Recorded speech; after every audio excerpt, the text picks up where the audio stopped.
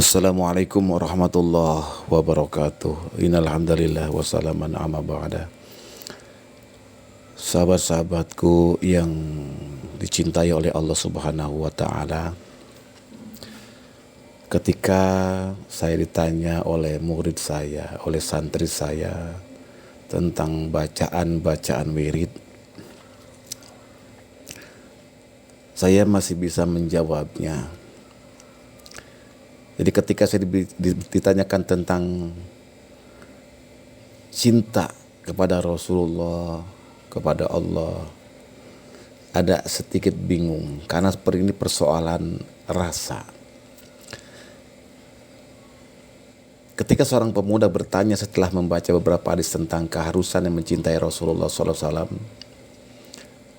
saya ingin mencintai Nabi SAW, tetapi saya tidak tahu bagaimana caranya. Kalau saya merindukan seorang gadis, saya membayangkan wajahnya, bibirnya, pinggulnya, jari jemarinya atau betisnya. Seperti apakah saya harus membayangkan Nabi SAW? Pertanyaan ini menunjukkan dua hal. Yang pertama adalah kemampuan kita mencintai sesuatu biasanya terbatas hanya pada hal-hal material konkret, dapat diraba, dapat dilihat. Keindahan hanya terdapat pada kenampakan lahiriah, zohiriah. Karena itu umumnya kita suka gunung, ya, karena kehijauan pepohonannya dan kesejukan udaranya, bukan karena ketenangan dan misterinya. Kita senang buku hanya karena jenis kertas dan mutu cetaknya, bukan pada kandungan isinya. Menurut Al-Quran, kebanyakan kita memang terpesona pada bentuk-bentuk luarnya saja. Sebagaimana yang dikatakan oleh Allah dalam firman-Nya, mereka hanya mengetahui yang lahir saja dari kehidupan dunia, sedangkan mereka alfa dari kehidupan akhirat. Surah Ar-Rum. Dalam beragama, kita sering mengukur kesolehan dari gambaran ritualnya, tidak pada efek sosialnya. Dalam berdoa kita hanya memohon kekayaan yang luas atau umur yang panjang, tidak pada posisi ubudiyahnya. Dalam berpolitik, kita hanya mengutamakan pestanya ketimbang demokrasinya, pemilihannya ketimbang umumnya, dewan perwakilannya ketimbang rakyatnya. Dalam bercinta, kita mendahulukan hubungan biologisnya dan mengesampingkan hubungan psikologisnya. Mungkin karena terpenjara oleh hal-hal sensual, kita kehilangan kepekaan pada stimulasi ruhania. Kita tak mampu lagi mendengar suara batin kita, apalagi jeritan hati orang lain. Kita tidak arif lagi menangkap isyarat-isyarat halus yang diungkapkan dalam eufemisme. Ketika mendengar bahwa Nabi SAW mencintai 3 perkara, perempuan, parfum, dan sholat, kita sibuk memperbincangkan pernikahan badani, keharuman tubuh, dan fikih sholat. Ibnu Arabi mengajarkan kepada kita bahwa ketiga kata itu mengungkapkan secara simbolis pengalaman ruhaniyah yang agung. Yang kedua, cinta sensual menunjukkan tahap perkembangan kejiwaan yang paling rendah. Jika kita hanya dapat melakukan sholat yang khusyuk dengan mencitrakan Tuhan dalam benak kita, atau hanya bisa mencintai Nabi SAW dengan membayangkan ketampanan wajahnya, kita belum bergerak dari tahap anak-anak. Bahkan boleh jadi masih merangkak pada tingkat hewani. Cinta sensual yang lahir karena atraksi fisik, bukan keutamaan tetapi penyakit, bukan love tapi lust, bukan cinta tapi nafsu birahi. Pada tingkat manakah mau kita letakkan kecintaan kita kepada Rasulullah SAW? Tentu saja tidak pada tingkat erotis. Mana mungkin kecintaan kita kepada beliau kita samakan dengan kecintaan kita kepada seorang gadis? Untuk mencintai Nabi SAW yang harus kita bayangkan bukan citra fisiknya, tetapi keagungan kepribadiannya. Pertama-tama belajarlah menggabungkan diri kita secara rohaniyah dengan Rasulullah SAW, para nabi dan orang-orang soleh. Ya. Rasulullah, Allah Subhanahu wa taala berfirman, barang siapa yang mentaati Allah dan Rasulnya, wa may yuti'illaha war rasul, maka ia akan bersama orang-orang yang telah Allah berikan kenikmatan kepada mereka, yakni para nabi, orang-orang benar, syuhada, dan orang-orang soleh. Alangkah bagusnya bergabung bersama mereka. Ya, surah An-Nisa ayat 69. Tragedi demi tragedi yang ditunai umat Islam, mulai dari bencana di mana-mana hingga ketika negeri-negeri Islam diserang oleh Amerika Serikat dan sekutunya, lalu berujung pada penghinaan terhadap Nabi. Karikatur, relief, gambar Nabi telah menyeruak kemarahan umat Islam seluruh dunia. Ternyata bermuara dari persoalan sebagian kita yang tak mau belajar menggabungkan diri secara ruhaniyah bersama Rasulullah SAW. Negeri-negeri Islam yang membujur di belahan selatan dunia, yang dikategorikan negeri miskin di tengah arus globalisasi, semakin termiskinkan. Kekalahan struktural dalam berbagai piranti, infrastruktur dan teknologi telah membuat umat Islam hanya menjadi sasaran konsumen negara-negara industri, belum lagi mafia yang menguasai separuh aktivitas internasional yang menghalalkan segala cara.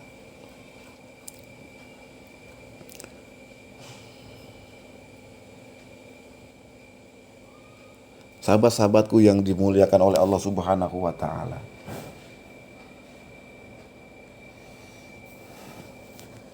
Kemudian umat terbelah menjadi kekuatan-kekuatan, kelompok-kelompok, kebudayaan-kebudayaan, tidak jarang satu sama lain saling tarik-menarik dan bertentangan. Ada yang merespon dengan integralisme dan adaptasi dengan globalisasi.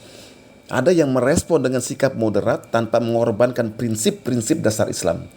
Ada yang merespon dengan ketakberdayaan, mengikuti arus dengan sikap acuh tak acuh atas perkembangan planet bumi. Tapi peta tersebut sangat menarik bagi dunia luar untuk memposisikan umat Islam seluruh dunia sebagai objek, bukan sebagai subjek yang positif bagi masa depan umat manusia. Tetapi mari kita jenguk kondisi umat kita sebenarnya. Tahun-tahun seperempat abad terakhir umat Islam mengalami shock yang luar biasa antara modernisasi, tradisi, dan nilai-nilai agama. Di antara korbannya adalah spiritualitas umat yang mencapai titik jenuh luar biasa sampai akhirnya terekspresikan dalam berbagai aktivitas yang cukup menyimpang dan mengerikan. Gerakan spiritual yang mengatasnamakan gerakan ruhani Islam, seperti munculnya lembaga-lembaga atau perorangan yang menjanjikan puncak spiritual melalui aktivitasnya, ternyata tidak lebih dari aktivitas metafisika, mistik, dan keparanormalan yang dibungkus dengan nuansa zikir, ilmu-ilmu hikmah tertentu, dan lebih sadis lagi, menggunakan sinkretisme kebatinan semua agama dalam satu format spiritual. Dampaknya umat kehilangan nuansa genial yang murni dan hakiki yang selama ini dikokohkan oleh para sufi dari zaman ke zaman, mulai sejak era Nabi Muhammad SAW sehingga dewasa ini. Dua pendulum yang kontra dan meruyak aktivitas seluruh dunia ruhani kaum sufi pun bermunculan. Mereka ramai-ramai mengobarkan anti-sufisme karena dianggap bid'ah di satu sisi, dan di sisi lain muncul kelompok penyimpangan tasawuf yang mengatasnamakan dunia sufi. Dua kelompok antagonis inilah yang pada saat bersamaan merasa paling islami dan paling benar, dan di saat yang lain meruntuhkan semangat kecintaan kepada Allah dan Rasul-Nya. Dalam arti yang sesungguhnya, bahkan dengan cara emosi, reaksi, dan arogansi.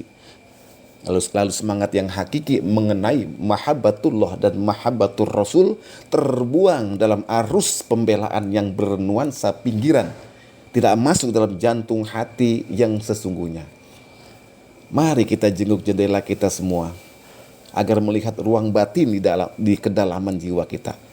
Benarkah kita telah membuktikan rasa cinta kepada Allah dan Rasul-Nya?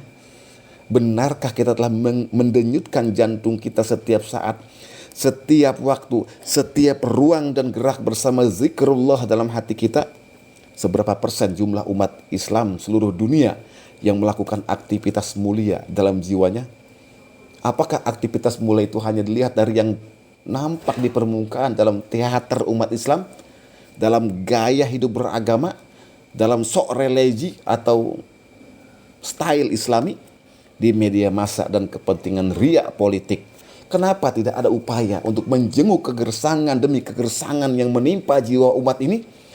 Rupanya umat seperti kehilangan induk ketika berada di padang mahsyar. Gerakan demi gerakan tak lebih dari sebuah kebingungan, keresahan, dan ketakutan.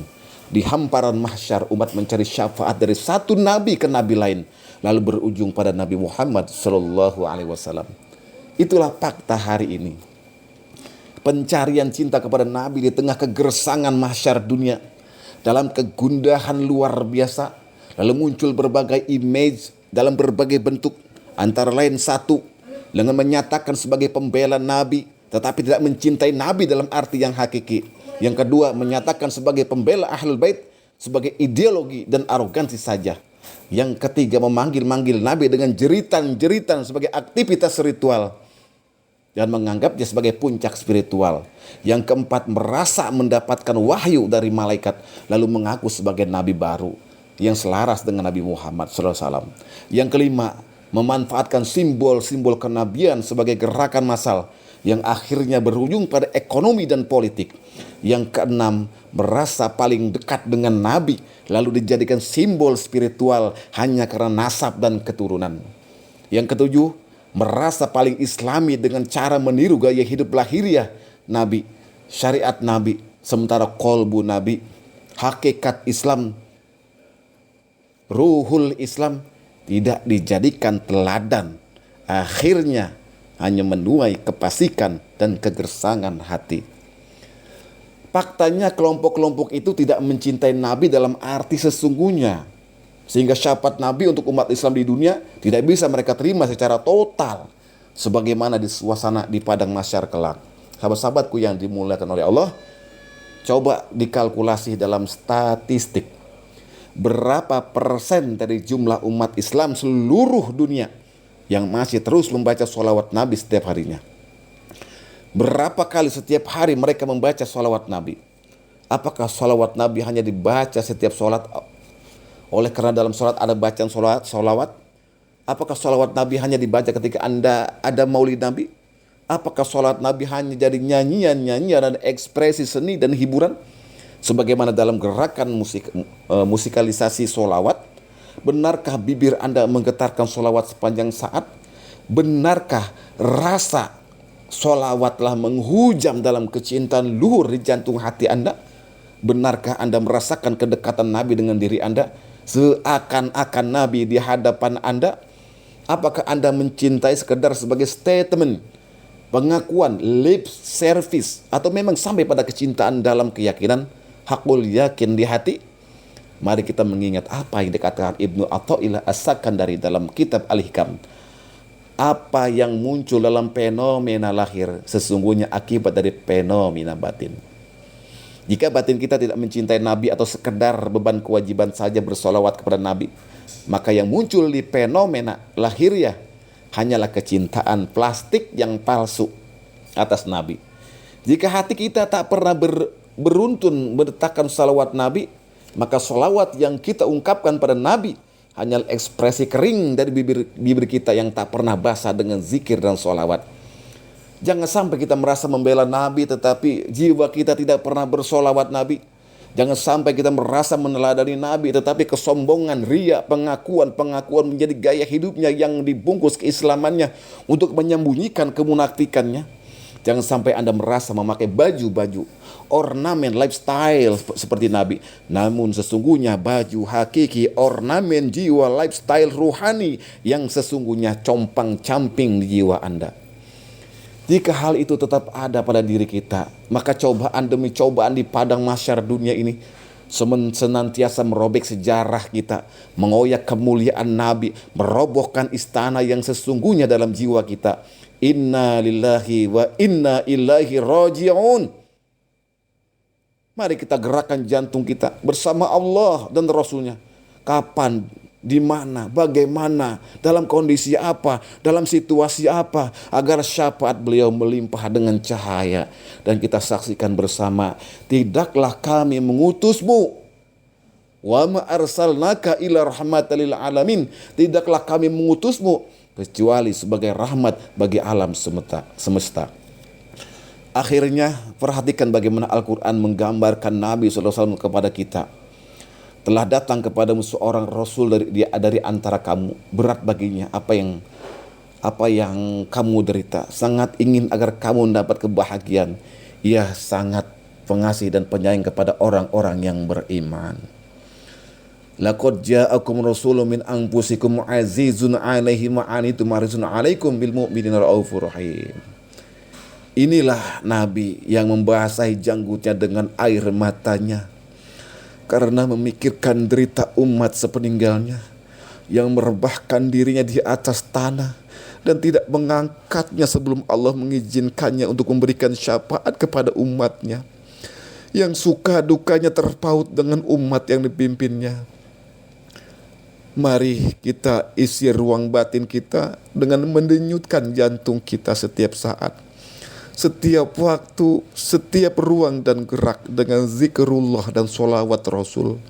Mari kita kobarkan semangat kecintaan kita kepada Allah dan Rasulullah dalam arti yang sesungguhnya, bukan dengan cara emosi, reaksi dan arogansi.